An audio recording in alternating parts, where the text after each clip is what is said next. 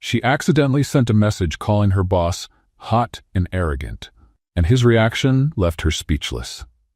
Before we begin the story, leave a comment telling us what city you're watching from.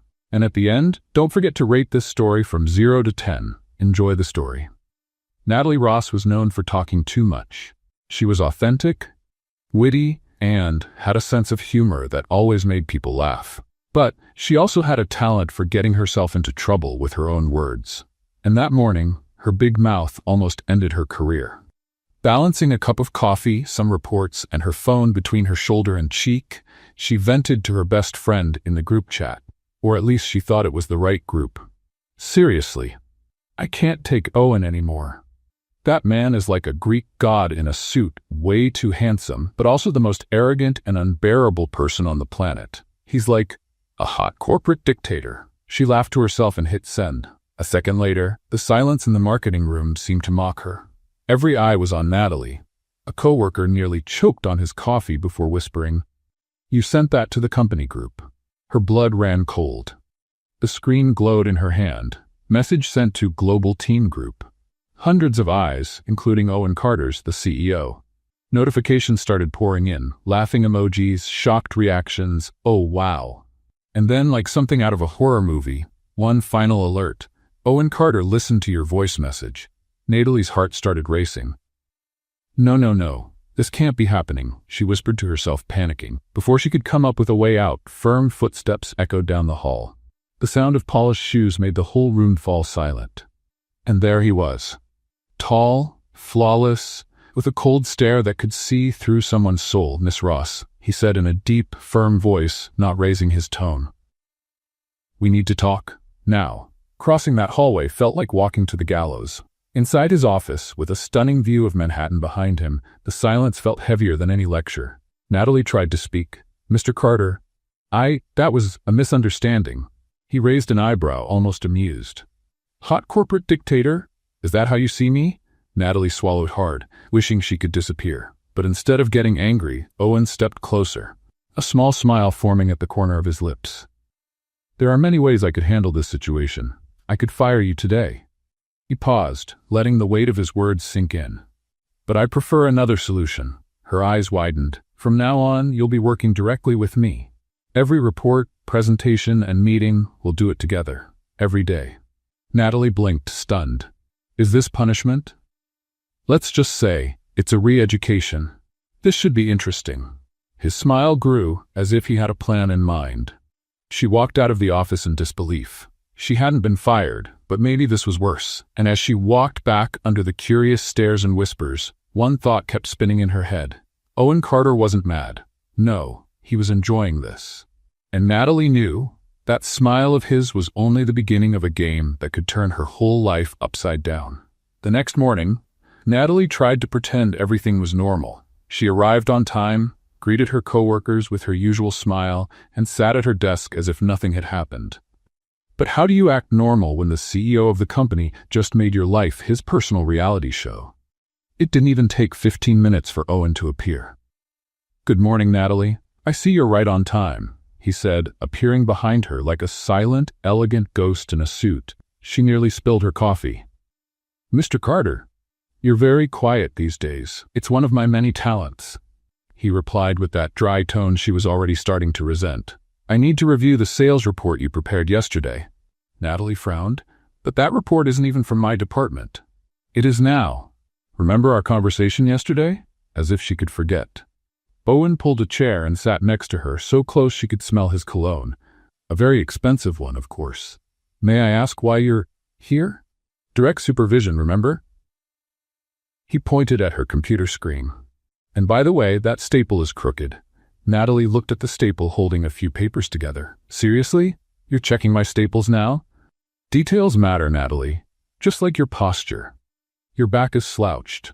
She straightened up automatically, then realized what she had done and sighed. "Don't you have anything else to do? Like, run a company?" Owen smiled slightly. "Running a company includes making sure all employees are aligned." "Speaking of alignment, how about we schedule a meeting for 3 o'clock? "To discuss what?" "Operational efficiency." Natalie blinked. "That doesn't even make sense. I work in marketing. You work wherever I say now, he replied, standing up. Oh, and Natalie, yes, congratulations on your vocal boldness yesterday. It was very enlightening. He walked away, leaving Natalie with the urge to throw the bent paperclip at his head. At 3 o'clock, she was in the meeting room, alone, waiting. Owen came in 5 minutes later, carrying a folder and looking supremely bored. So, he said, sitting across the table, how are you adjusting to the new arrangement? Wonderfully. I love being micromanaged by someone who shows up out of nowhere to criticize paperclips. I see your usual good humor is still intact. It's a natural gift.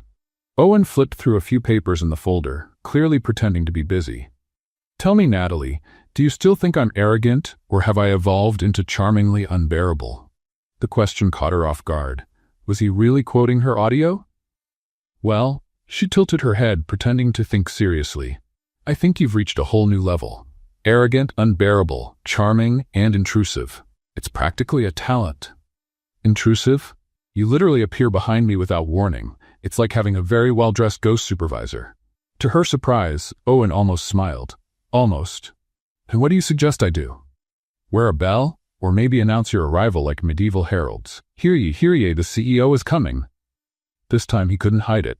The corner of his mouth curved slightly. You have quite the imagination. Thank you. I have other qualities too, in case you're interested in discovering them. Owen looked at her for a moment, and Natalie felt something strange in the air, like they were playing a game neither of them really knew the rules to. How about a coffee? He asked suddenly. Now? They went to the break room, where Natalie made 2 cups of coffee while Owen watched her every move. Don't you have anything better to do? She asked, stirring the sugar. I'm doing exactly what I want to do, which is getting to know you better. The spoon stopped mid-stir. Natalie looked at him. Get to know me better? You said some very interesting things in that audio. I want to know if there's more where that came from. You want me to keep bad-mouthing you? I want you to be honest. Like you were yesterday. Natalie laughed, a genuine, amused sound. Careful what you wish for, Mr. Carter. My honesty can be dangerous. I'm willing to take that risk. She handed him the cup, and when their fingers briefly touched, she felt a strange spark. She said, trying to sound casual, what's the plan? Follow me around until I make another epic mistake? Maybe. Or maybe I just want to see what other talents you're hiding besides vocal boldness. Oh, I have plenty of talents. I can spill coffee on important people, trip over imaginary rugs, and create awkward situations out of thin air. Impressive resume. I work hard at it. They returned to the room and Owen seemed more relaxed. Natalie noticed that when he wasn't being the intimidating CEO, he was almost normal. Almost. You know, she said, sitting back down, you smile more than I expected. I do? A little. In the corner of your mouth, like you're hiding fun secrets. Owen studied her carefully. And you observe more than you should. That's another talent of mine. How many talents do you have exactly?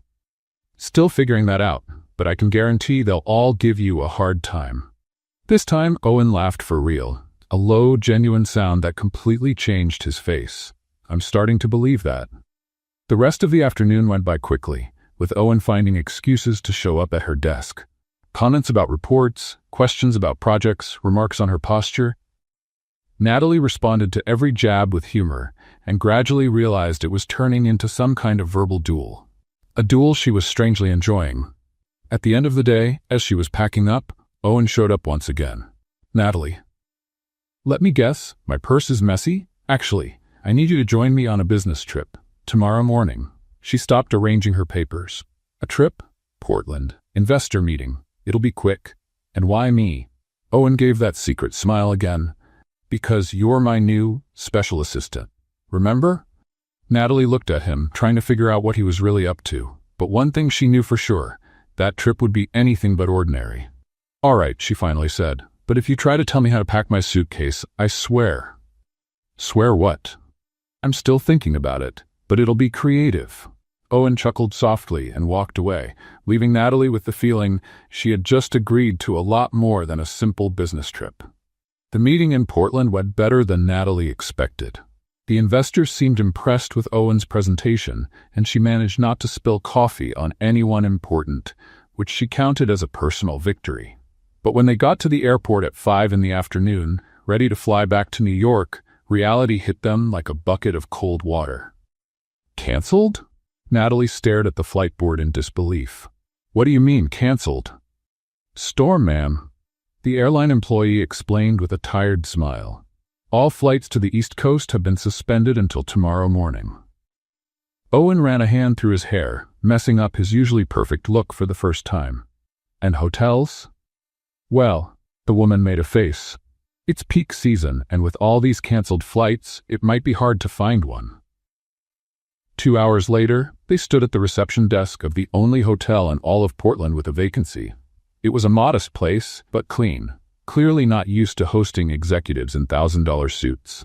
1 room, with 2 beds, said the receptionist, handing them the key.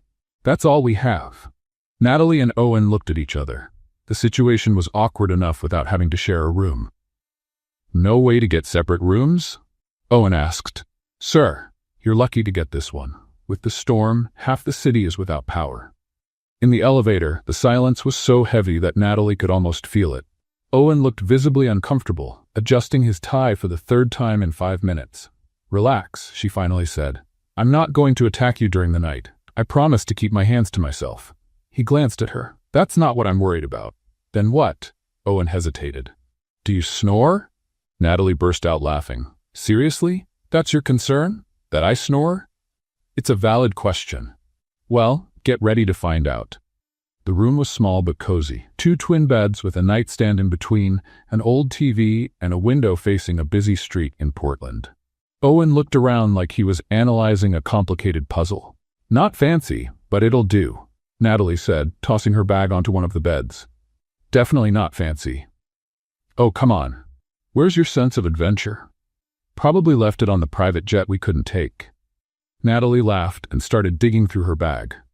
I'm going to the corner store to grab a few things. You want anything? Like what? Real food. Maybe some chips, soda, things normal people eat when they're stuck in modest hotels. Owen looked genuinely puzzled. Chips? Wow, you really never had a normal life, did you? Natalie stared at him, amazed. Stay put, I'll be back. I'm going to introduce you to the world of junk food. When she came back 20 minutes later, she found Owen sitting at the edge of the bed, still in his full suit, staring at the TV like it was an alien object. You didn't change? She asked, dropping the groceries onto her bed. I didn't bring casual clothes. Of course you didn't. She shook her head and pulled out a bag of chips, soda, and microwave popcorn. You bought popcorn? It's tradition. Strange hotel night with a coworker requires popcorn. It's practically a federal law. Owen watched as she took off her shoes and walked to the bathroom with a smaller bag. Where are you going? To change clothes. Unlike some people, I don't sleep in a suit. When she came out, wearing pink unicorn pajamas, Owen was clearly trying not to laugh. Don't say a word, she warned, pointing a finger at him. I wasn't going to. Liar. You're laughing on the inside. Maybe a little. At least I brought pajamas. Are you going to sleep with your tie on too? Owen looked down at his clothes like he had just now realized he was still wearing them. I didn't bring pajamas. Seriously. Natalie gave him a look of genuine disbelief. Who travels without pajamas?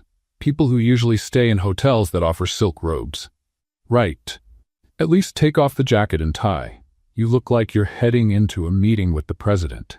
Hesitant, Owen took off the jacket and loosened the tie. It was the first time Natalie had seen him looking less than perfect, and she had to admit he looked even more attractive this way.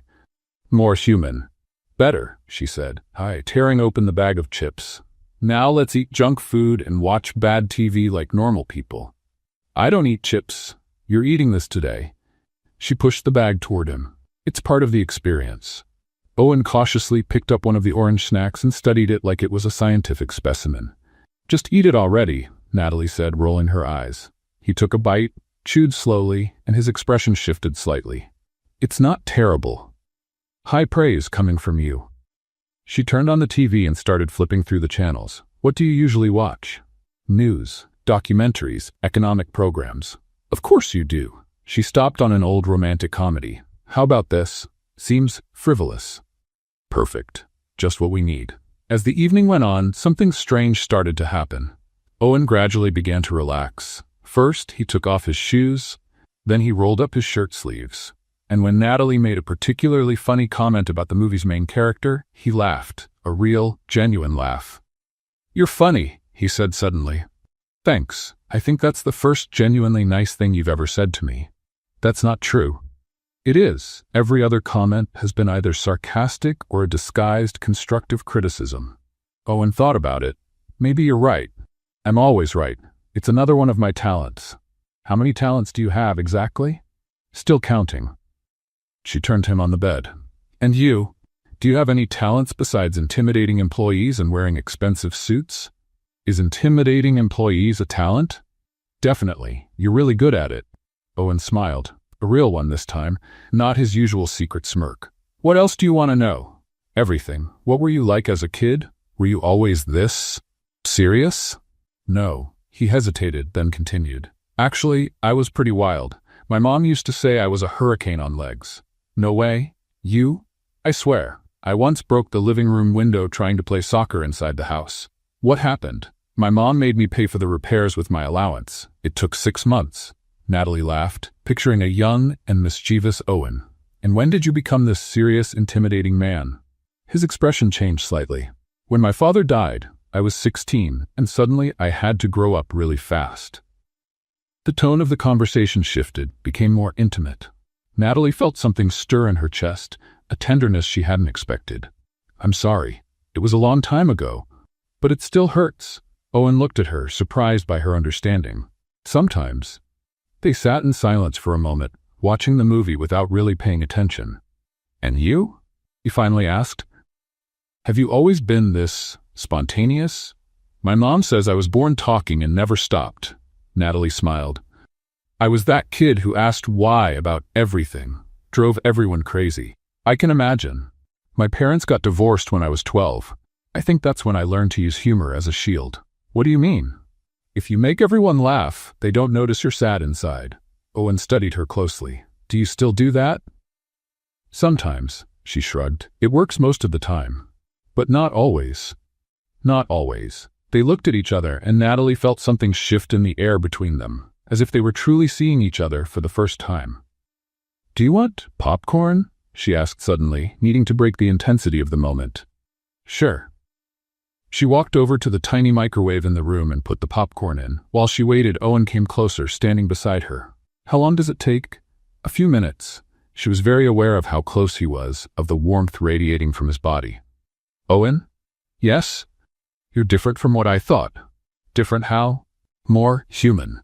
He chuckled softly. "Thanks. I think." The popcorn started popping in the microwave, and Natalie went to get ice from the bucket she had filled earlier. But when she turned around quickly, she bumped into Owen, who was standing right behind her. Ice went flying everywhere, some cubes hitting his chest. "Oh no!" Natalie started laughing. "Sorry." Owen looked at the ice cubes sliding down his shirt, and, to her surprise, he started laughing too. "You even managed to be clumsy with ice." "It's a special talent." She picked up a cube from the floor, and on impulse, threw it at him. Owen's eyes widened as the ice hit his shoulder. "You didn't just do that." "I did." She picked up another cube, laughing. "And I'll do it again." What followed was a completely childish and ridiculous ice war. They ran around the tiny room, laughing and throwing cubes at each other like kids. Owen, with his wet shirt and messy hair, looked years younger, and when they finally stopped, breathless and laughing, they were standing very close to each other. The laughter faded gradually. Owen raised his hand and brushed a strand of hair from her face. "Natalie," he said softly. "Yes? I..." That's when the fire alarm went off. The shrill sound filled the room, completely breaking the moment. They quickly pulled apart, looking around in confusion. "What was that?" Owen began. "Oh no, the popcorn!" Natalie ran to the microwave, where smoke was pouring out of the edges. "I forgot about the popcorn." She opened the door, and a cloud of smoke escaped, making the alarm blare even louder. The popcorn was completely burned, black as coal. "How do you even burn popcorn?" Owen shouted over the alarm. "It's another one of my talents," she shouted back, trying to wave away the smoke with a towel. It took them 10 minutes to shut off the alarm and air out the room. By the time they managed, they were exhausted, soaked from the melted ice cubes, and embarrassed by the moment that had almost happened. "Well," Natalie said, trying to break the awkwardness. At least we're not going to starve. We still have Doritos. Owen ran a hand through his wet hair. Maybe we should try to get some sleep. Tomorrow's going to be a long day. Yeah, you're right. They got ready for bed in silence, each avoiding looking at the other. Natalie curled up in her bed, pretending to be comfortable, while Owen lay stiff as a board. "Natalie?" he said in the dark. "Yes? No snoring, okay?" She smiled into the darkness. "You either." But neither of them really slept that night. The next morning, the flight back was almost completely silent. Owen had returned to being the cold, distant CEO, and Natalie couldn't figure out why. The man who had laughed with her and almost kissed her seemed to have completely vanished. When they got back to the office, he barely looked at her. "Thanks for coming along on the trip," he said formally. "You may return to your usual tasks." And then he disappeared into his office, leaving Natalie completely confused and, for the first time since meeting him, genuinely hurt. The following Monday, Natalie arrived at work expecting Owen to return to his usual teasing behavior. Instead, it was like Portland had never happened. Owen passed by her desk 3 times that morning without even glancing her way. When she tried to greet him in the hallway, he just nodded briefly and kept walking. And when she offered coffee, something that had become a tradition between them, he declined without even looking up. "No thanks, I don't need coffee today." Natalie stood there in the hallway, holding 2 cups and feeling completely foolish. "All right," she mumbled to herself. "I guess we're back to the robot CEO program." What bothered her the most wasn't just how cold he was acting. It was the fact that she was genuinely hurt. And that was ridiculous, because there was nothing between them besides a few jokes and a moment that almost happened. Almost being the key word. "You okay?" asked Jessica, her coworker. "You look like you swallowed a whole lemon." "I'm fine. Why wouldn't I be?" "I don't know. You've got that look like you lost a bet and ended up with a bill to pay." "That's such a weird comparison." "It's a talent of mine." Jessica studied her. "Are you sure you're okay? You and the boss seem to be getting along better lately." Natalie nearly choked. "Me and Owen? Getting along? Where did you get that idea?" "Oh, please, everyone in the office noticed. The teasing, the little smiles, that trip to Portland." "It was work." "Sure it was. And I'm the first lady." Natalie decided to change the subject before Jessica asked more uncomfortable questions. "Do you know if he's all right?" "Owen, he seems grumpier than usual today." "Grumpier than usual? Wow, that's nearly impossible." Jessica thought for a moment. "Actually, he turned down coffee from 3 different people this morning, and you know how much he depends on caffeine." So it wasn't just her. That made Natalie feel a little better, but also more worried. The rest of the morning dragged on like a snail climbing a wall. Natalie tried to focus on her work, but her mind kept going back to Portland. The moment they almost kissed, the way he looked at her, his laugh during the ice war. It had been real. The connection between them had been real. So why was he acting like she had turned into furniture? By lunchtime, she couldn't take it anymore. She knocked on his office door. "Come in," said the familiar voice, cold as refrigerator ice. Owen was behind his desk, typing. He didn't even look up when she entered. "Do you need something, Miss Ross?" Miss Ross. They were back to formal mode. "Actually, yes. I need to understand what's going on." Now he looked up, his expression perfectly neutral. "I'm not sure I understand.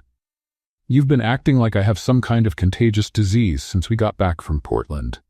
"I'm not treating anyone differently. I've simply returned to appropriate professional behavior." Natalie felt a wave of heat rise in her chest. Appropriate professional behavior? Exactly. Owen turned his attention back to the screen. "That trip gave us a clear perspective on proper boundaries between employees." "Proper boundaries?" "Yes." Natalie stayed quiet, trying to process what she was hearing. So everything that happened in Portland was a mistake? The conversation, the laughter, the moment we almost... Nothing happened in Portland. He cut her off, still not looking at her. It was just an inconvenient evening caused by bad weather. The coldness in his voice hit her like a bucket of ice water. Natalie's cheeks burned. "I see," she said, trying to keep her voice steady. "Well, I'm glad we cleared that up. We certainly wouldn't want any more inconveniences." Owen looked up, and for a split second she thought she saw something flicker across his face, But it was so quick she might have imagined it. Exactly. Great. Natalie turned to leave, then stopped. Oh, and Owen? Of course, Mr. Carter. She looked him in the eye. Just so you know, you can pretend nothing happened. But I know you are enjoying it just as much as I was. And the fact that you're running from it only proves you're exactly what I said in that voice message. A stuck-up coward in an expensive suit. And she walked out before he could say anything. The rest of the week was a frozen hell. Owen kept acting like she was invisible, and Natalie decided two could play that game. It was on Friday that Chase Williams showed up. Chase was the new marketing intern. 25 years old, sun-bleached blonde hair, an easy smile, and a cheerful attitude that clashed completely with the icy atmosphere of the office. "You must be Natalie," he said, showing up at her desk with a bright smile. "I've heard a lot about you. I hope it was all good. Only the best." Chase leaned casually on her desk. "They say you're the funniest person in the office. Well, I do try. And very pretty too." Natalie blinked, surprised by his honesty. Then an idea began to take shape in her mind. A terrible, vengeful, probably foolish idea. But it might work. "Thank you, Chase. You're very charming yourself." She started slow, a brighter smile whenever Chase walked by, louder laughs when he made jokes, longer chats in the break room, and it worked. The next Monday when Chase brought her coffee, Natalie noticed Owen standing in the hallway, watching. His jaw was tight. "That's so sweet of you," she said loud enough for Owen to hear, touching Chase's arm. "You're a sweetheart." Chase smiled, clearly pleased. "Anything for you, Natalie." On Tuesday, she had lunch with Chase in the cafeteria, laughing loudly at his surfing stories. Owen was seated 3 tables away, and she could feel his eyes burning into her back. On Wednesday, when Chase suggested they go out for dinner, Natalie said yes, loudly, right in front of the elevator where Owen was waiting. "That sounds wonderful," she said with a glowing smile. "I love men who know how to have fun." Owen stepped into the elevator with a look that could cut glass. By Thursday, during the weekly team meeting, everything finally exploded. Chase was presenting a project when Owen interrupted sharply. "This report is incomplete," he said, with a coldness that made everyone in the room shrink in their seats. "Sir?" Chase blinked, confused. "The third quarter data is incorrect. The methodology is sloppy. And your conclusions are, frankly, ridiculous." Natalie felt her blood boil. Chase had spent days on that report, and she knew it was perfect. She had helped review it. "With all due respect, Mr. Carter," said Chase, trying to stay calm, "I reviewed that data 3 times. Then I suggest you review it a 4th. Owen stood up, dominating the room with his presence. "And next time, focus less on social distractions and more on the work." The silence in the room was deafening. Everyone knew exactly what Owen meant. Chase turned red. "Sir, this meeting is over," Owen cut in. "Everyone may leave, except you, Miss Ross." One by one, the co-workers left the room, including Chase, who gave Natalie a confused look before walking out. Once they were alone, Owen turned to her, his eyes burning with anger. "What exactly do you think you're doing? Working. Like any regular employee." "Don't play games with me, Natalie." "Oh, so I'm Natalie again?" She stood up and faced him. "That's interesting. Last week I was Miss Ross. You know exactly what I mean." "Actually, I don't know. You told me nothing happened in Portland, that it was just a little inconvenience." "So why do you care who I'm having lunch with?" Owen took a step toward her. Because what, Owen? Because you're doing this just to get a reaction out of me. To get a reaction from you?" Natalie laughed, but there was no humor in it. "That's a bold assumption. Maybe I'm just moving on. After all, you made it very clear there's nothing going on between us." "Natalie, Chase is handsome, fun, and he treats me like I'm someone worth knowing. Imagine that. He's a boy. And you're a man who doesn't know what he wants." She stepped closer. "At least Chase doesn't go from warm to cold like a broken air conditioner." Owen stared at her for a long moment, breathing heavily. "You have no idea what you're talking about." "Then explain it to me." "I can't. Can't or won't? Both." Natalie shook her head, frustrated. "You're impossible, Owen Carter. Completely impossible." She turned to leave, but he grabbed her arm. "Natalie, wait. For what? So you can tell me again that nothing happened, that I'm imagining things?" "So I can tell you you're driving me crazy." She stopped and looked at him. "What?"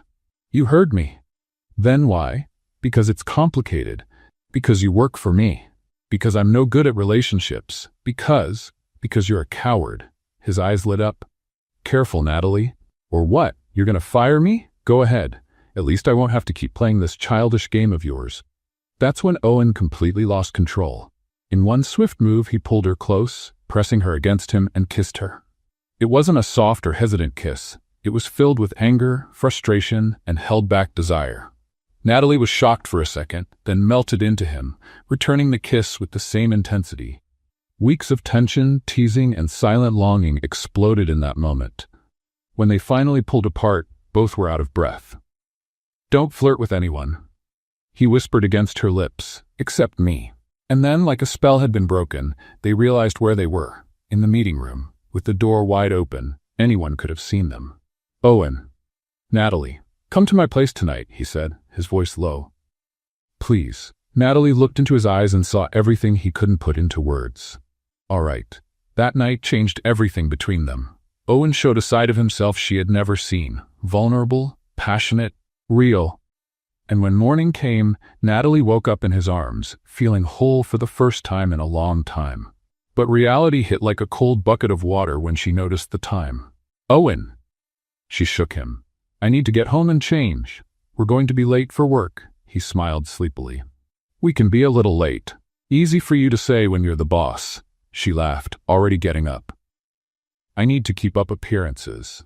An hour later, Natalie arrived at the office trying to look normal, though her heart was still racing from the night before. She had barely sat down at her desk when she noticed something was off.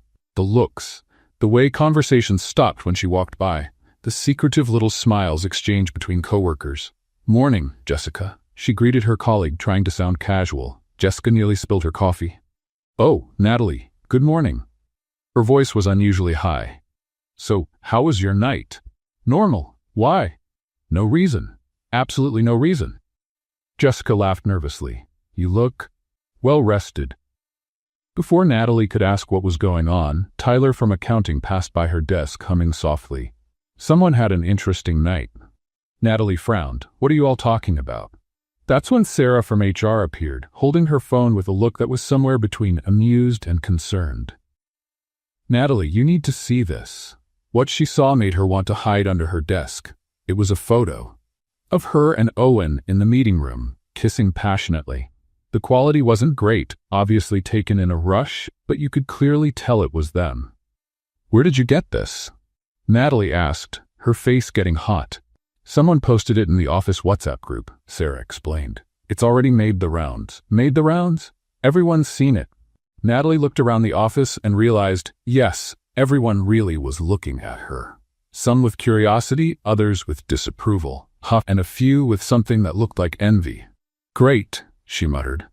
"Just perfect." "On the bright side," said Jessica, trying to lighten the mood, "you and the boss make a very attractive couple." "Jessica, what? It's true. You've got that opposites attract thing going on. You're all spontaneous and he's all methodical." "Controlling might be a better word," Natalie muttered. "That too." The rest of the morning was an emotional roller coaster. Some coworkers came to say hello, others made sarcastic remarks about unconventional promotion methods, and some simply ignored her. The worst part was when she walked past Amanda's desk from administration and clearly heard, "I always knew she was up to something. No one's that funny without an agenda." Natalie stopped and turned around. "Sorry, Amanda, did you say something?" Amanda turned red. No, I was just spreading gossip about my personal life. How mature of you." "Natalie, I didn't mean." "Don't worry, I understand perfectly."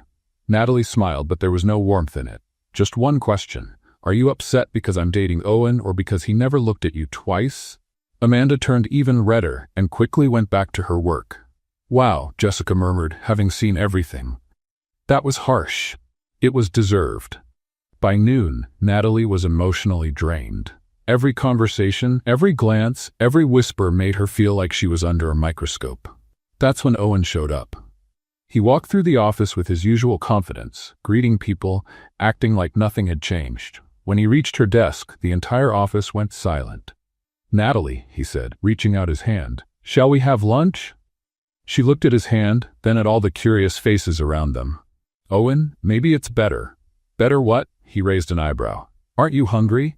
I am, but then let's go. Natalie took his hand, feeling everyone's eyes on them as they walked toward the elevator. You saw the pictures, she said as soon as the doors closed. I did. And you're not worried? Owen looked at her with an amused expression. Why should I be? Because now everyone knows, and people are talking, making comments. So what? So what? Owen, this affects your professional reputation. Natalie. He stopped the elevator between 2 floors and turned to her. I don't care what people think about my personal life. But I do. They're saying I'm taking advantage of the situation, that I have ulterior motives. Do you? Do I what? Have ulterior motives?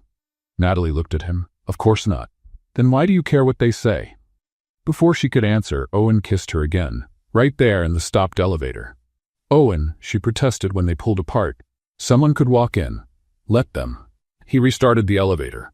There's no turning back now, Natalie, and I don't want there to be. In the cafeteria, Owen deliberately chose a table in the middle of the room. Natalie tried to sit with her back to the crowd, but he gently turned her chair. Don't hide, he said softly. You didn't do anything wrong. I feel like I did. Why? Because, she hesitated. Because now we're the office's main entertainment, and because I don't know if you're doing this because you really want to, or because you feel obligated after what happened. Owen stopped eating and looked at her seriously. You think I feel obligated? I don't know what you feel. Yesterday you ignored me, today you're making public statements. It's confusing. You're right, he sighed. I was confused, maybe scared. Scared of what? Of you, of what I feel for you, of what it means. Natalie felt her heart race. And now? Now I've decided to stop fighting it. In the following weeks, they settled into a routine.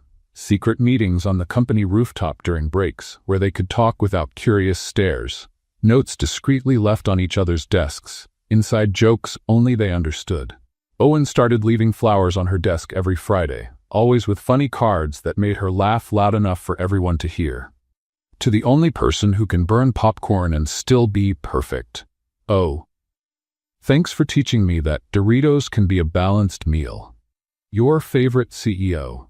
Gradually, the nasty comments faded. Some coworkers even began rooting for the couple, especially after seeing how much more Owen smiled when he was with her. But it wasn't all sunshine. Natalie started noticing little things, like how Owen sometimes grew distant during personal conversations, how he changed the subject when she asked about his past, how there was a hidden sadness in his eyes at unexpected moments. Have you ever been married? She asked one afternoon while they shared sandwiches on the rooftop. Owen nearly choked. Why that question? Female curiosity. You're 32, successful, good-looking, you must have broken a few hearts along the way. Some, he answered vaguely. Someone special? Owen stayed silent for so long she thought he wouldn't answer. No, no one, he finally said. That answer bothered Natalie more than it should have. She tried to ignore the feeling, but the doubt began to grow like a seed in fertile ground.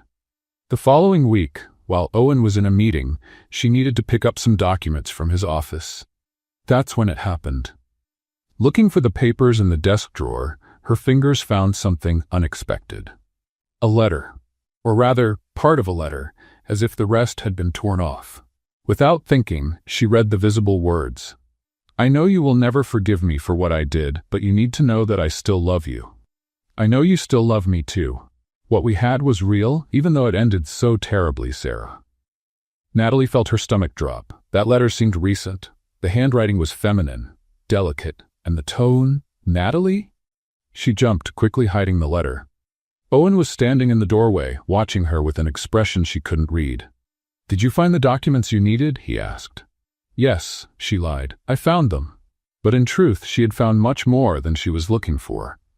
Natalie spent the rest of the day pretending everything was normal, but the letter burned in her mind like a mark.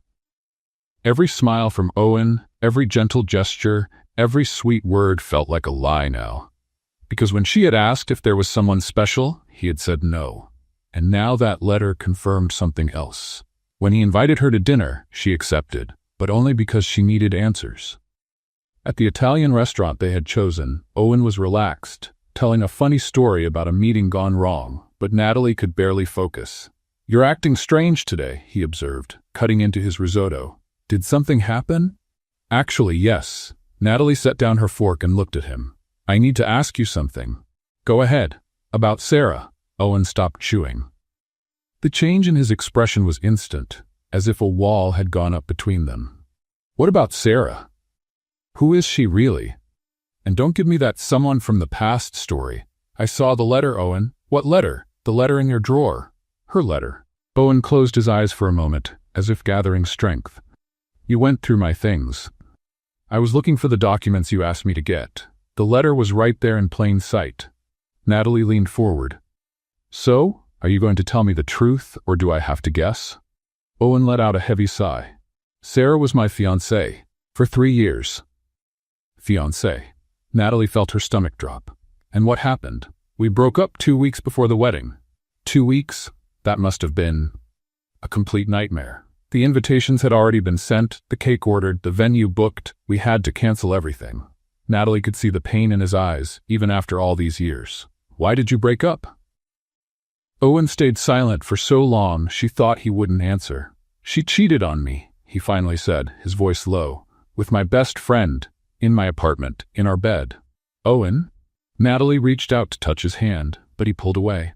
I came home early from work to surprise her. The surprise was mine. I'm sorry, that must have been terrible.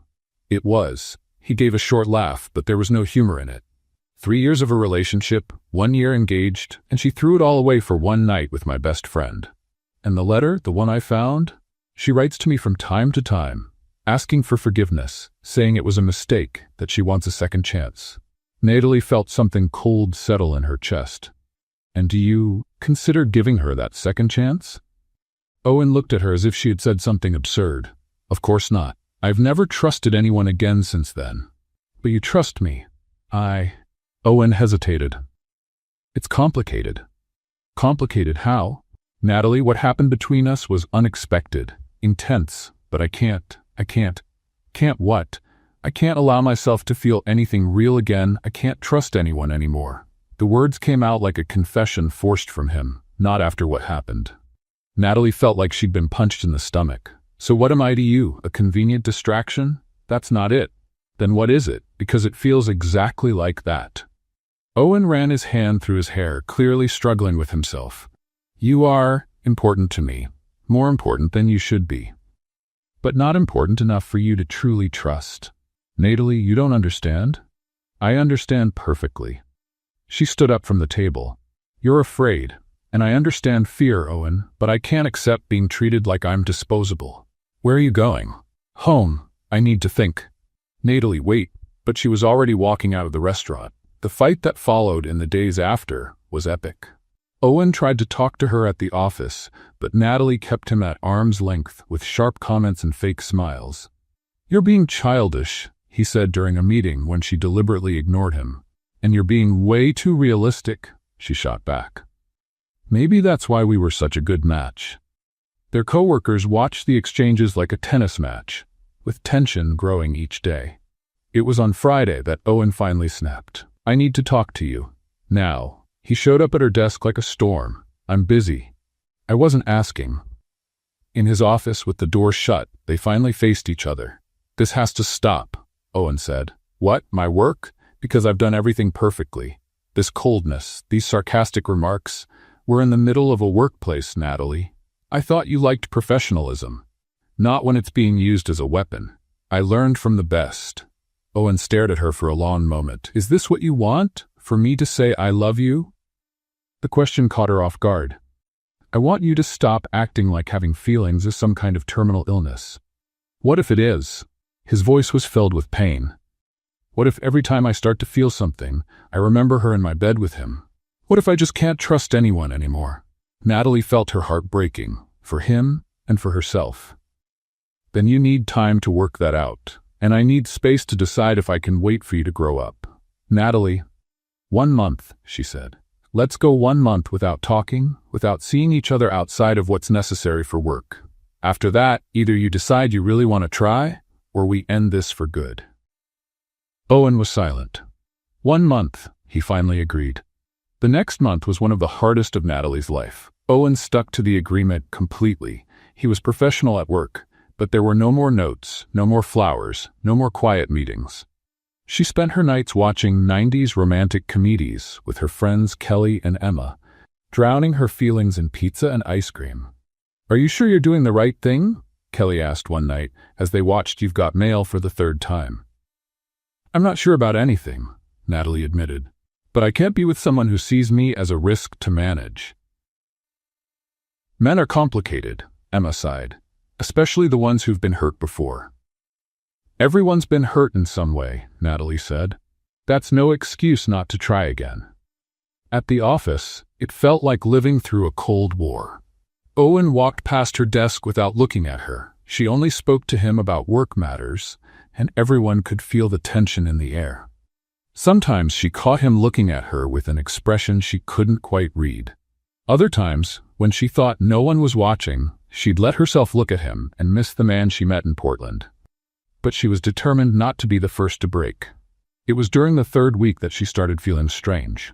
First came the morning sickness, then dizziness when she stood up too fast, and constant sleepiness, even after 10 hours of rest. "Are you okay?" Jessica asked. "You look kind of pale." "Probably just stress," Natalie answered, though a terrible suspicion had begun to grow in her mind.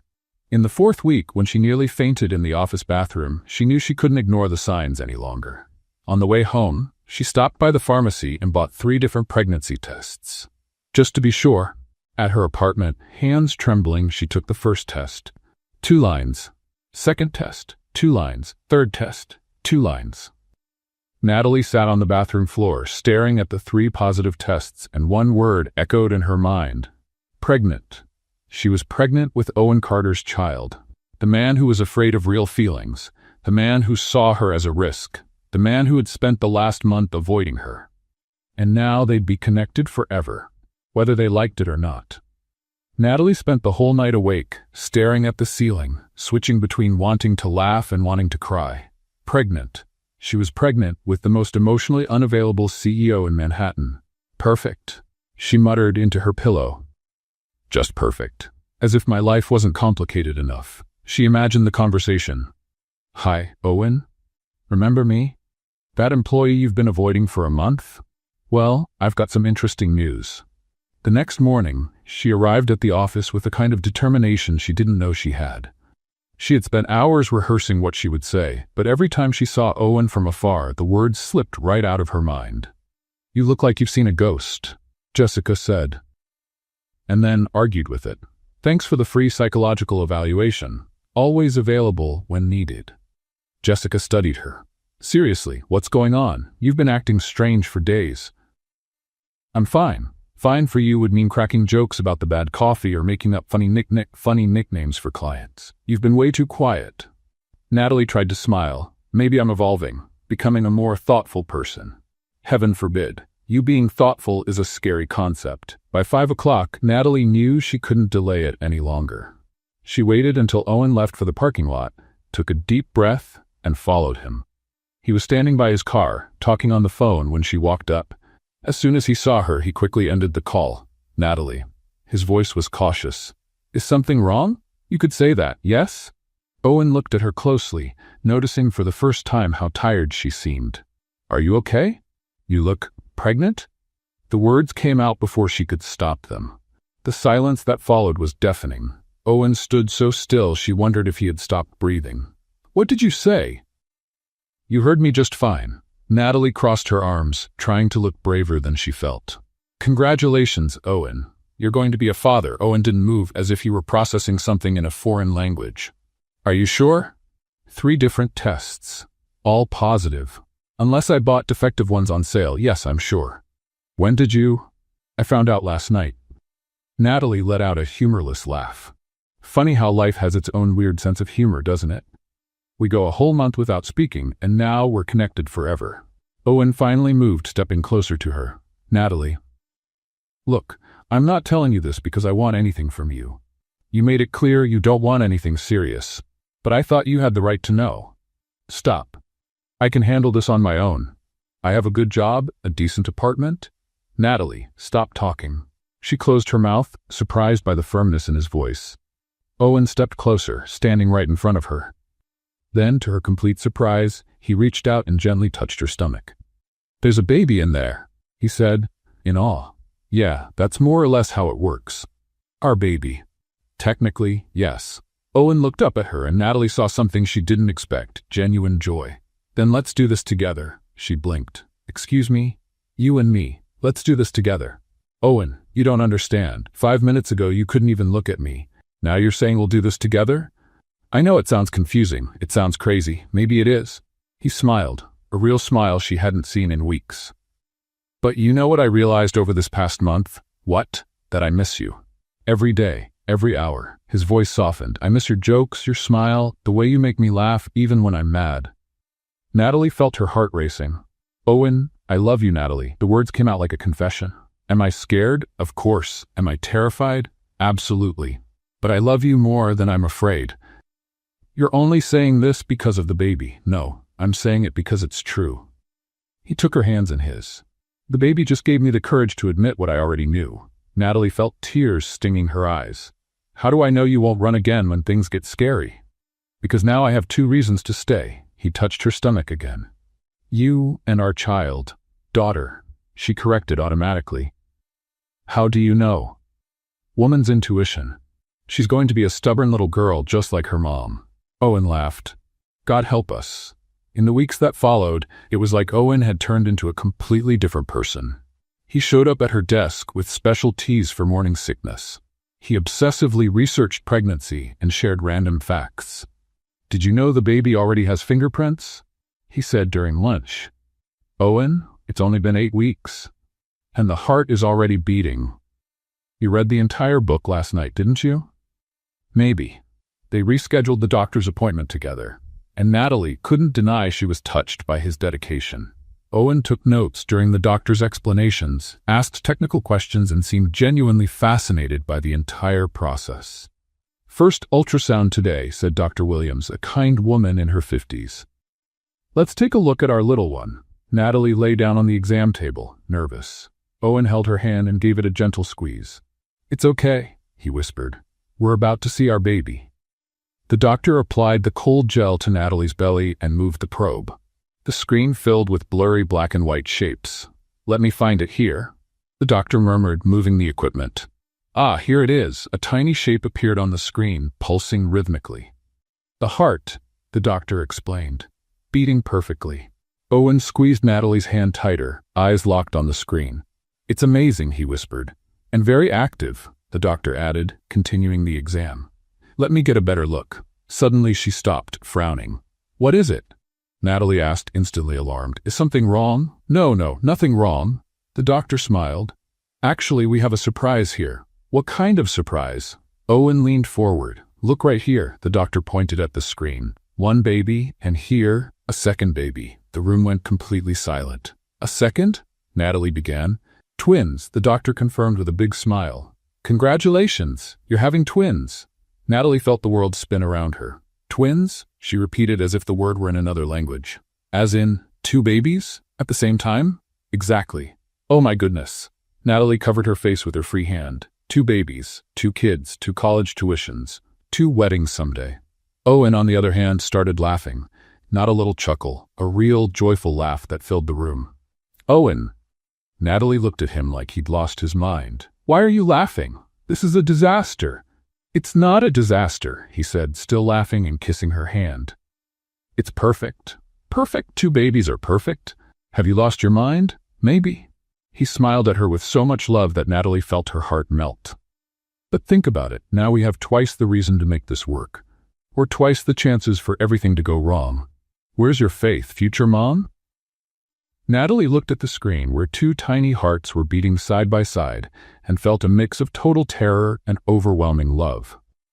"2 babies," she murmured again.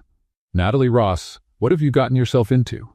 Owen kissed her forehead. "The greatest adventure of our lives." 3 weeks after the twin discovery, Natalie stood in the middle of Owen's apartment holding a box with a look of total panic. "I can't do this," she announced. "I just can't." Owen, who was putting together a crib with instructions in 3 different languages, looked up. "Do what? Live with me or build baby furniture?" "Both. Especially the living together part." He squeezed the toothpaste from the middle. Who does that? Normal people? Normal people squeeze from the bottom up. It's a basic rule of civilization. Owen smiled, already used to Natalie's panic attacks about domestic details. We can buy 2 tubes of toothpaste, and you leave dirty dishes in the sink overnight. 1 coffee cup. It's about the principle. Natalie sat down on the box she was holding. What if we find out we're totally incompatible for living together? What if you find out I sing in the shower? Loudly? You sing in the shower? Like a bird with vocal problems. I can't wait to hear it. Natalie stared at him, searching for any hint of sarcasm, but he looked genuinely amused. You have serious self-preservation issues. Maybe. Owen walked over and kissed her forehead. But I'm willing to take the risk. Moving into Owen's apartment was an interesting process. Natalie brought 3 boxes of books, an impressive collection of mugs with funny sayings, and a different pair of pajamas for every day of the week. How many pajamas does one person need? Owen asked, watching her put away the 15th set. Is that a rhetorical question? Because the answer is, you can never have too many pajamas. And this one? He held up a pink pajama set with flamingos. That's for special occasions. What kind of special occasions involve flamingos? You'll find out. Adjusting to life together was easier than Natalie expected. Owen turned out to be surprisingly flexible for someone used to controlling every part of his professional life. He let her reorganize the entire kitchen, didn't complain when she turned his office into a half-office, half-future playroom, and even learned how to make pancakes when she started having strange cravings. Pancakes with vanilla ice cream at 7 in the morning, he said one Tuesday, placing the plate in front of her. I'm pretty sure this breaks several nutritional laws. The babies want pancakes, Natalie replied, digging into the food with enthusiasm. Who am I to say no? How do you know it's the babies and not you? Because I usually hate pancakes in the morning. Now I love them, so it's the babies. Flawless logic. They spent weekends shopping for furniture for the baby's room, an activity that revealed some very real personality differences. We're going to need 2 of everything, Owen said, jotting down notes on his tablet. 2 cribs, 2 changing tables, 2 dressers. Or we could just improvise, see what works. Improvise with newborns? Why not? Our parents improvised with us and we survived. Our parents didn't have twins. Minor detail. But Owen was determined to have everything perfectly organized. He made spreadsheets with feeding schedules, researched the best diaper brands, and even bought a book on how to raise twins with maximum efficiency. You do realize babies aren't business projects, right? Natalie asked one evening, finding him making charts about infant sleep patterns. I'm preparing. You're going overboard. Maybe a little. It was during one of these obsessive prep sessions that Owen decided it was time for Natalie to meet his mother. My mom wants to meet you, he said casually over breakfast. Natalie nearly choked on her orange juice. Your mom, now? She's curious about the woman who made me smile again.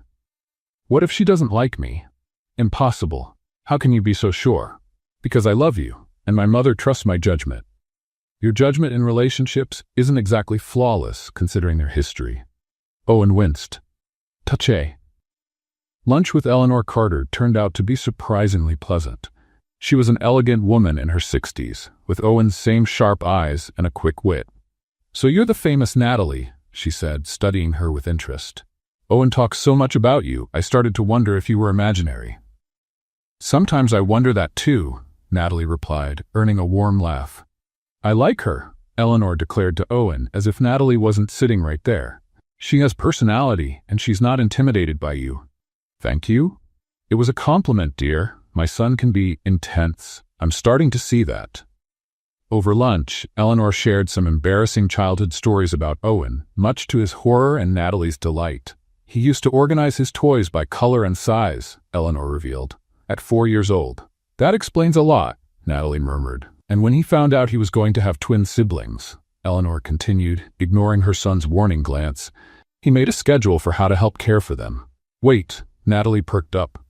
Owen was going to have twin siblings?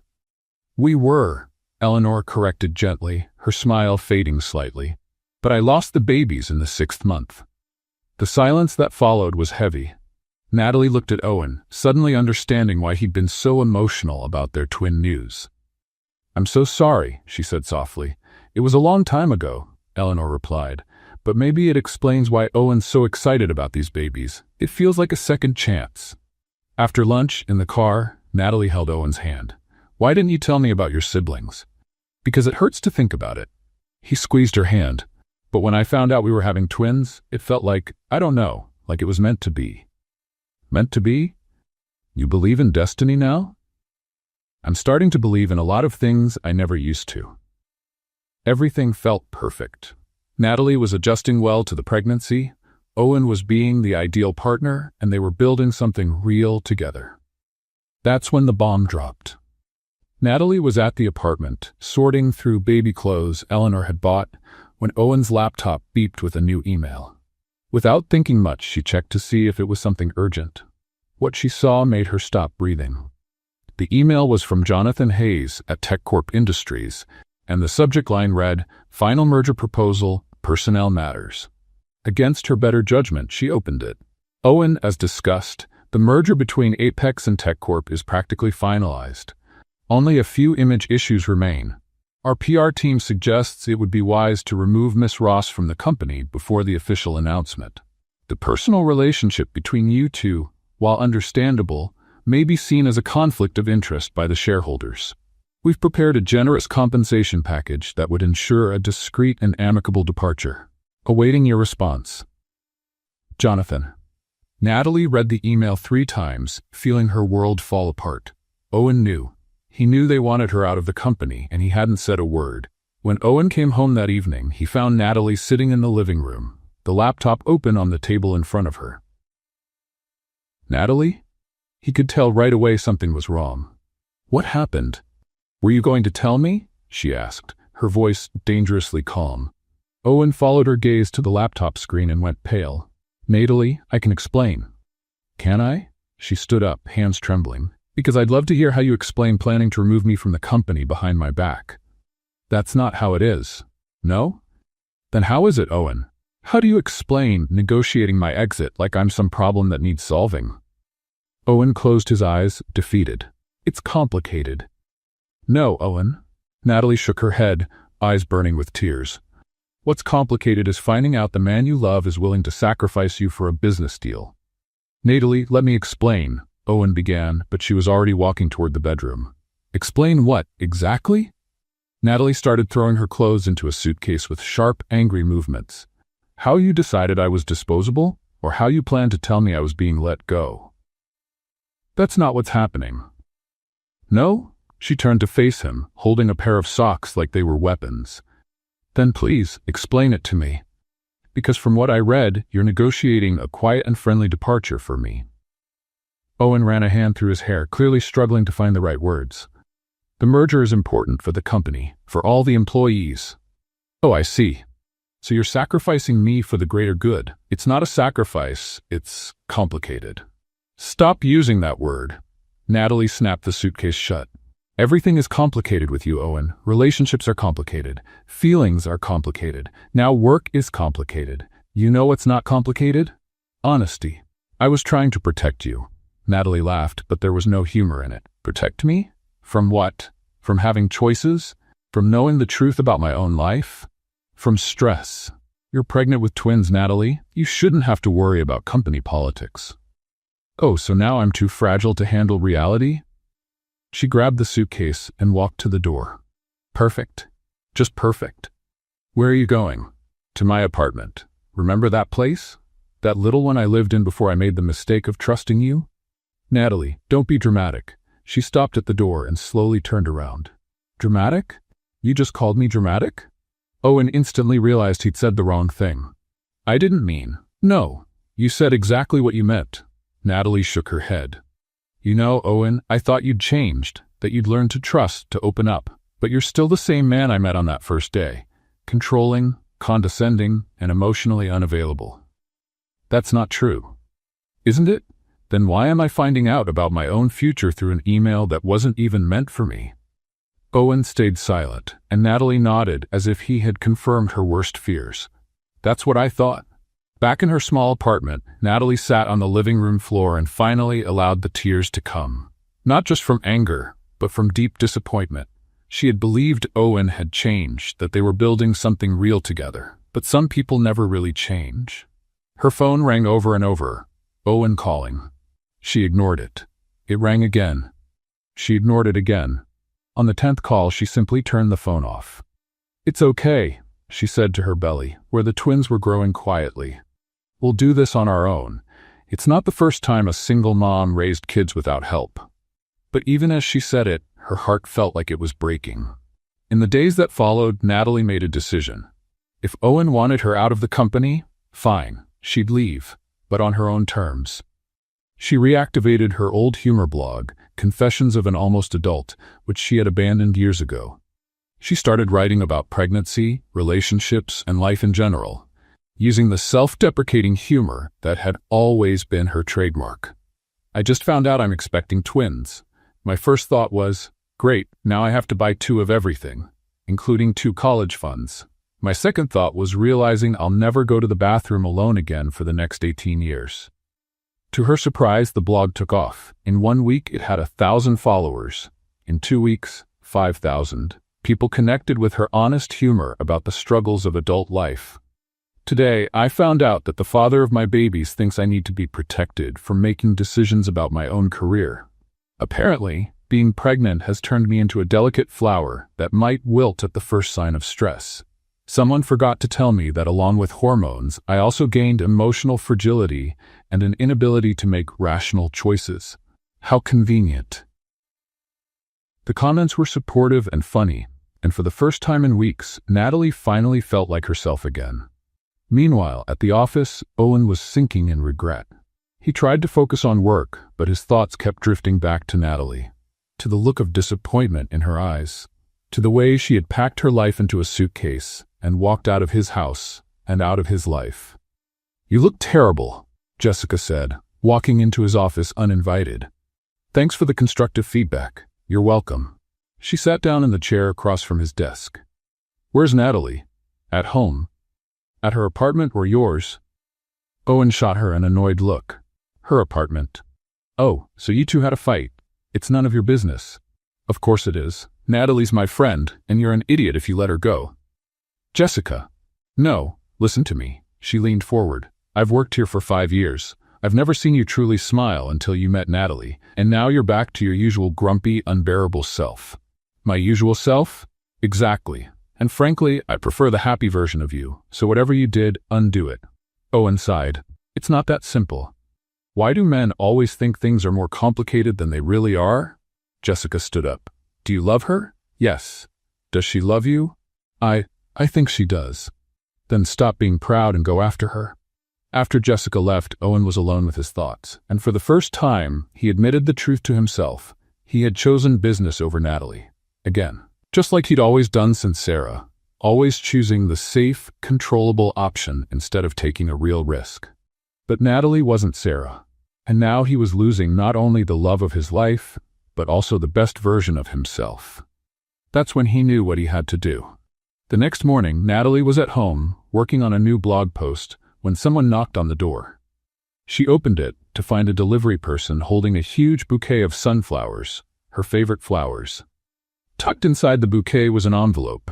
With trembling hands, she opened it and read, "Natalie, I know I don't deserve it, but I need to see you. One last conversation. If after that you want me out of your life, except for the babies, I'll understand. Meet me today at 6 o'clock in Central Park, near the lake. By the bench where we sat on our second, almost first date. I have something important to tell you, and a question to ask. Owen." "A question?" Natalie looked at the flowers, then at the note, then at her belly where the babies were growing. Part of her wanted to throw the flowers away and ignore the invitation. But another part, the part that still loved him despite everything, was curious. What kind of question could Owen Carter possibly have that was so important? At 5:45, she found herself walking toward Central Park, wearing a simple light green dress and comfortable sneakers, wondering if she was making the biggest mistake of her life, or maybe, just maybe, giving them one last chance. Natalie arrived at Central Park 5 minutes late, mostly because she had to stop 3 times to tie her shoes. Being pregnant with twins was making simple tasks surprisingly complicated. As she neared the lake, She saw Owen sitting on the bench he had mentioned. But it wasn't the corporate Owen she knew. He wasn't wearing a tie. He was in jeans and sneakers. A sight so unusual, she had to blink twice to be sure it was really him. "You came," he said, standing up as she approached. "Curiosity," she replied, trying to keep the tone light. "And you're dressed like a normal person. Thought I'd try something different." "Where's the suit? Isn't the world going to end without you in a suit?" Owen gave a nervous smile. "Turns out the world is more resilient than I thought." Natalie sat on the bench, leaving a cautious space between them. "So, what's this question that couldn't be asked over the phone?" Owen sat beside her, but not too close. His hands were slightly shaking, and she realized he was more nervous than she'd ever seen him. "First, I need to say a few things." "I'm listening." Owen took a deep breath, like he was preparing for a speech he had practiced 1,000 times. "You were right about everything. About me being controlling, condescending, and emotionally unavailable. About me choosing work over you. About not trusting you enough to make your own decisions." Natalie blinked, surprised by the raw honesty. "Okay, I didn't expect you to admit that so easily." "I've been doing a lot of thinking, and I realized I was doing with you the same thing I've done in every relationship in my life. Keeping distance, managing variables, protecting myself from getting hurt again. And I realized I was losing the best thing that ever happened to me because of fear." Tears started to form in his eyes, and Natalie felt her heart beat faster. "Owen, please let me finish." He turned to face her fully. "Before you, I was just existing. I went to work, came home, slept, repeated. There was no joy, no laughter, no surprise, no real life. And now? Now I want it all. I want to wake up every day curious about what funny thing you're going to say. I want to see you burn popcorn and make a mess in the kitchen. I want to argue over toothpaste and hear you sing in the shower like a bird with vocal problems." Despite herself, Natalie smiled. "Go on. I want to be there when our children are born. I want to see their first steps, hear their first words, and watch them probably inherit your gift for creating impossible situations." "They're going to be perfectly normal," Natalie objected. "With you as their mother? Impossible." Owen smiled, tears in his eyes now. "And I can't wait to see what kind of chaos they'll bring to our lives."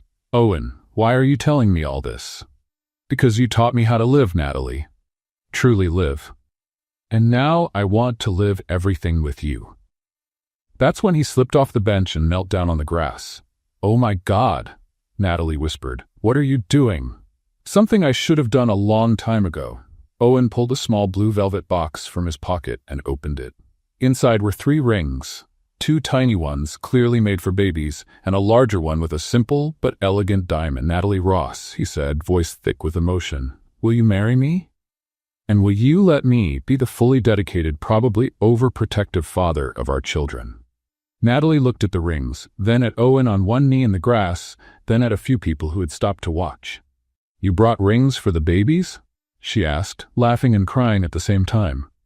"I thought they should be part of the proposal too." "They're tiny. They're symbolic. We'll save them until they grow." "This is the most ridiculous and sweetest thing anyone has ever done for me." "So is that a yes?" Natalie looked at him, this impossible, frustrating, wonderful man, and felt her heart overflow. "Yes," she said, laughing and crying all at once. "Yes, it's a yes." Owen slipped the ring onto her finger with trembling hands, then stood up and kissed her as people around them clapped. "Are we really doing this?" she asked when they pulled apart. "Apparently." Owen smiled, wiping tears from her cheeks. "Any regrets? Ask me in 50 years. I'll ask every year, just to be sure." "Good. That way I can change my mind if you go back to wearing a tie every day." "Never again. Liar. Maybe just on Mondays." The next few months passed like a joyful whirlwind. They planned a simple wedding in Eleanor's backyard with just family and close friends. Owen insisted on hiring a wedding planner, but Natalie was determined to keep it personal and relaxed. "No ice swans or chocolate fountains," she said firmly during a meeting with the planner. "But that would be so elegant," the woman protested. "Elegant isn't our style. Our style is chaotic, but full of love." Owen laughed. "She's right. We want something that feels like us." "And what are you two?" "Two people who fell in love because one of them burned popcorn and the other found it charming." A week before the wedding, 7 months pregnant, Natalie was at the bakery doing the final cake tasting. Owen was beside her, taking notes on flavors like it was a crucial business decision. "The chocolate and strawberry one is perfect," Natalie said, attacking the third sample. "You said that about the vanilla, too." "I can change my mind. Bride's prerogative. And the lemon. Too sour for ouch." "What is it?" "Nothing, just ouch." Natalie bent over, holding her belly. "Natalie?" "Owen," she said, looking at him with a mix of panic and excitement. "I think my wedding dress is going to have to be a hospital gown." "Why?" "Because our babies decided they want to meet the wedding cake in person." Owen's eyes widened. Now. And there in the fanciest bakery in Manhattan, surrounded by cake samples and sugar flowers, Natalie went into labor a week before the wedding. "Well," she said, trying to breathe through another contraction, "at least our love story is going to have an interesting ending." Owen grabbed her hand, laughing nervously. "Interesting doesn't even begin to cover it. Our kids are already making chaos before they're even born. They are definitely our kids." What followed was probably the most chaotic ambulance ride in Manhattan history. Natalie was having contractions every 3 minutes, Owen was on the phone trying to juggle 3 things at once, and the paramedic looked like he was questioning his career choices. "Take deep breaths," the paramedic instructed for the 5th time. "I am breathing," Natalie shouted during a contraction. "He's the one who needs to breathe." Owen looked visibly pale, gripping her hand tightly while speaking on the phone. "Mom." "Yes, we're on the way to the hospital." "No, it's not a false alarm." "Yes, 1 week before the wedding." "No, we didn't plan it this way." "Owen," Natalie said through panting breaths, "hang up that phone or I swear I'll throw it out the window." "Mom, I have to go. Natalie's having violent thoughts." "Violent thoughts?" Natalie glared at him. "Owen Carter, when this is over, you'll find out what real violent thoughts look like." At the hospital, things didn't calm down much. The medical team was ready for premature twins, but clearly not ready for the couple that came with them. "Sir, you need to calm down," the nurse told Owen, who was pacing back and forth across the room. "I am calm," he replied. "Clearly not calm. I just want to make sure everything's being done right."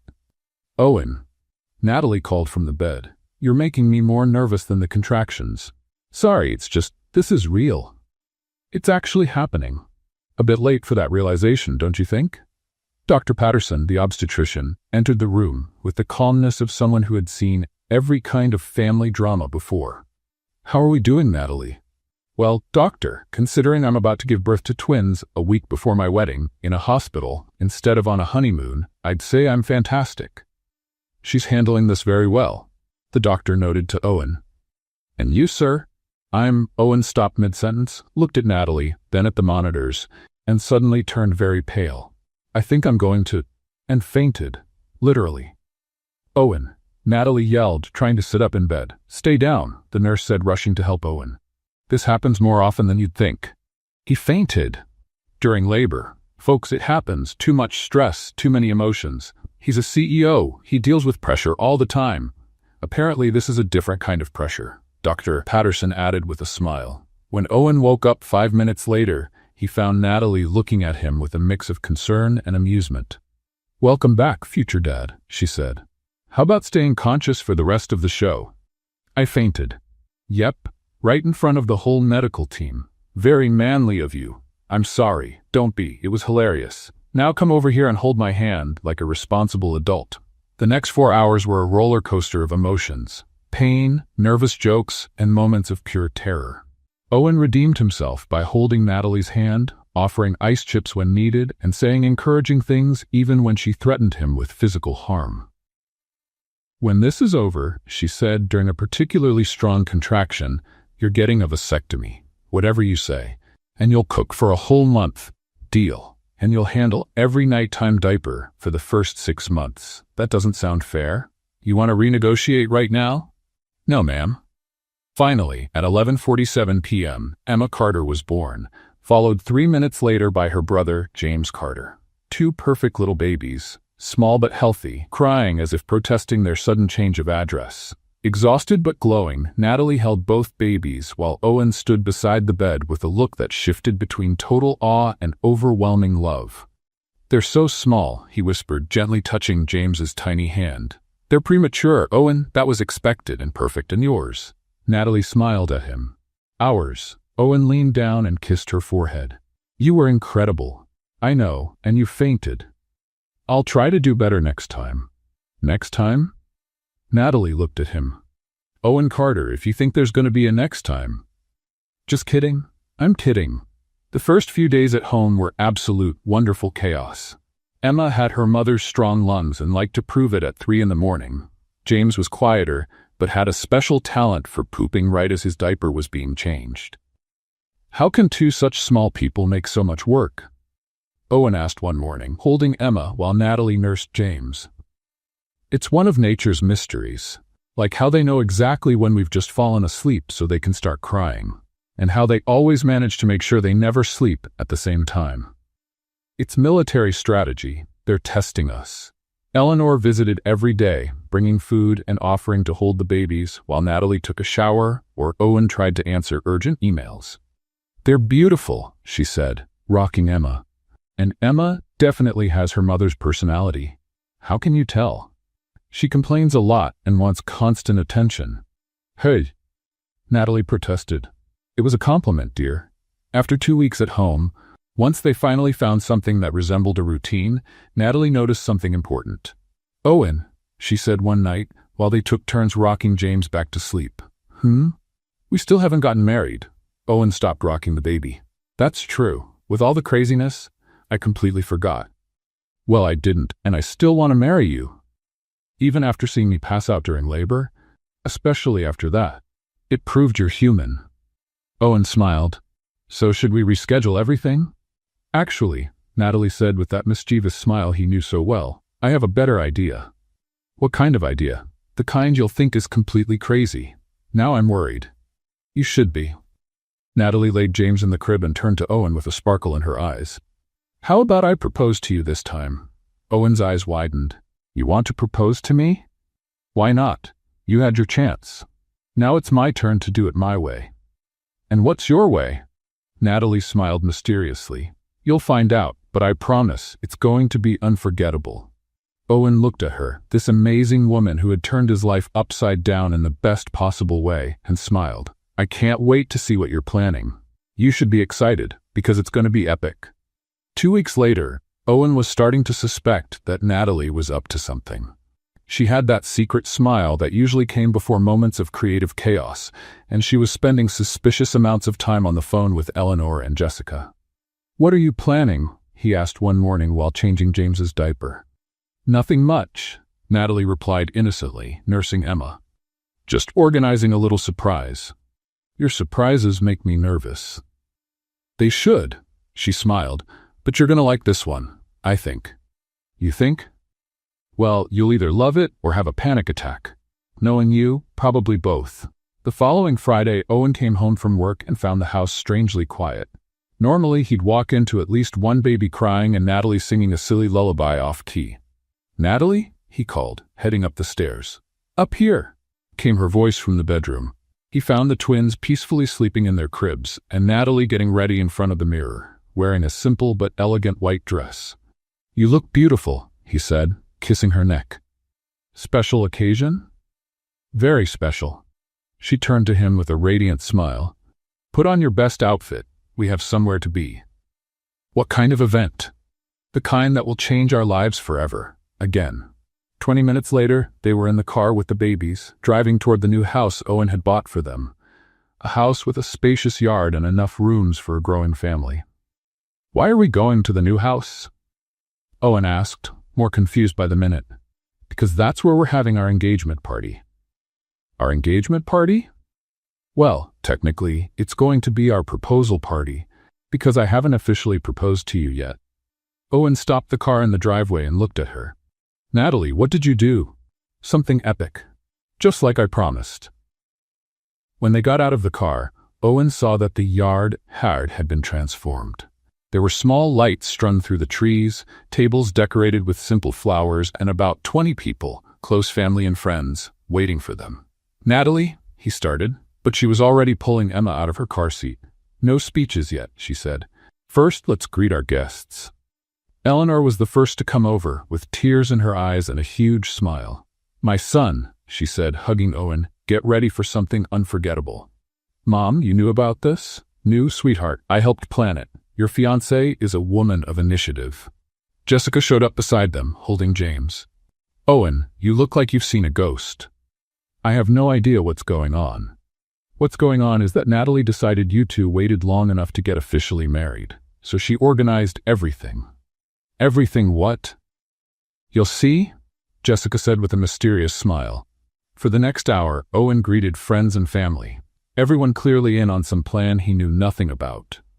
There were co-workers, including Chase, who apparently had forgiven Owen for the public embarrassment, Natalie's college friends, and even Dr. Rev Patterson, the obstetrician. "Doctor, why are you here?" Owen asked, confused. "Your fiancé invited me, said I was part of your story. Technically, you helped us bring our children into the world. It only seemed right to have you here when we officially get married." Owen turned to find Natalie behind him, holding a hand-painted wooden sign. "Natalie, what?" "Shh." She raised a finger to her lips. "It's my turn to talk."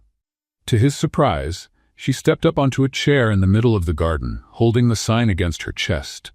"Everyone," she called out, "can I have your attention?" The conversation stopped, and all eyes turned to her. "Thank you. So you might be wondering why you're here on a Friday night in the backyard of our new house, watching a woman who gave birth to twins 2 weeks ago climb onto a chair." Laughter echoed through the garden. "The answer is simple. Owen proposed to me a few months ago, and I said yes. But then our babies decided to arrive during the wedding cake tasting, and we ended up postponing everything." "Why is she telling our whole life story?" Owen whispered to Eleanor. "Because that's how she does things. Now hush and listen." "But I realized something important," Natalie continued. "Owen already had his chance to propose. He gave me a beautiful proposal in the park, with a ring and everything, very romantic and traditional." She turned the sign around, revealing big, colorful painted letters. "Owen Carter, will you marry me before the babies say mommy before daddy?" The garden burst into laughter and applause. Owen stood there, looking at the sign, then at Natalie, then at all the smiling faces around him. "Well," Jessica called out, "are you going to answer or keep her waiting?" Owen started laughing. Not a quiet chuckle, but a full, genuine laugh that filled the garden.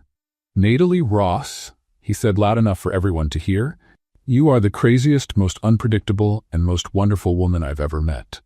"So is that a yes or a no?" "It's an absolute yes." He climbed up on the chair next to her and kissed her as everyone clapped and cheered. "Now you're officially engaged," Jessica announced. "Again." "And to make it official," said Eleanor, appearing with Emma and James in her arms, "the ring bearers would like to do the honors." What followed was probably the most chaotic ring exchange in history. Emma started crying just as Eleanor tried to tie the little pillow with the rings to her hand. James spit up on Owen's ring. And when they finally managed to exchange rings, both babies decided it was time for a simultaneous diaper change. "Well," said Natalie, holding Owen's hand as Eleanor took the babies inside, "at least our official ceremony will be more traditional." "Official ceremony? You think I planned all this just to swap rings?" Natalie smiled. "Owen Carter, we still have a wedding to celebrate." That's when Dr. Patterson stepped forward, pulling a wallet from his pocket. "As it happens," he said, "in addition to being a doctor, I'm also a licensed minister, and I'd be honored to officiate this wedding if you're both ready." Owen looked at Natalie, then at the friends and family around them, then at the house where their babies were being changed by their grandmother, and his heart swelled with joy. "Natalie Ross," he said, taking both her hands, "will you marry me right now? Here, in this crazy garden, surrounded by people who love us, and 2 babies who will probably cry through the whole thing?" "Owen Carter," she replied, tears in her eyes, "I couldn't imagine a more perfect way." The ceremony was everything Natalie had promised, epic, unforgettable, and completely theirs. Dr. Patterson gave a heartfelt speech about love growing in chaos. Eleanor cried through the entire thing. Jessica was the impromptu maid of honor, and Chase, surprisingly, was the stand-in best man. And yes, both Emma and James cried through the vows. "For that reason," Dr. Patterson said, raising his voice over the baby's wails, "I now pronounce you husband and wife, "Owen, you may kiss your bride." The kiss was met with cheers, joyful shouts, and the unmistakable sound of twins protesting all the excitement. "Welcome to married life," Eleanor said, handing the babies back to them, with built-in soundtrack included. During the party that followed, with music, homemade food brought by the guests, and lots of laughter, Owen and Natalie managed to steal a few moments alone on the porch. "So," he said, gently rocking Emma while Natalie nursed James, "we're really married now. Officially, legally, and with witnesses. And you pulled it all off by yourself, with help from your mom and Jessica, and basically everyone you know." Owen laughed. "How did I not notice you all were planning this?" "Because you were busy being a new dad and trying not to panic every time the babies made weird noises. They make a lot of weird noises." "Owen? Yes? Do you regret any of it? The voice message I messed up? The chaos we caused at work? Me turning your life upside down?" Owen looked at her, his wife now, the mother of his children, the woman who had turned his carefully managed life into a wonderful, chaotic adventure. "You know what I've learned?" he finally said. "What? That real love doesn't come from perfection. It comes from two imperfect people who refuse to give up." Natalie smiled, that bright smile that had captured his heart from day one. "Well," she said, "then we're on the right track, because we are definitely not perfect. Perfectly imperfect. And our kids will be too. I can't wait to see what kind of chaos they bring."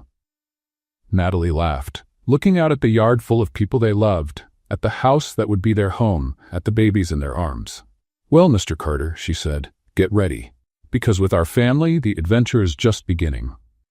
And there, on the porch of their new home, surrounded by the sounds of laughter, music, and crying babies, Owen Carter realized he had found exactly what he never knew he was looking for. An imperfect, messy, absolutely perfect life. All because one day, a voice message was sent to the wrong group. And sometimes, the best mistakes are the ones that change everything for the better. What did you think of Natalie and Owen's story? Let us know in the comments. Rate this story from 0 to 10. What score would you give it? Subscribe to the channel and click the bell so you won't miss any of our stories. And don't forget to check out more heartwarming tales right here on the final screen.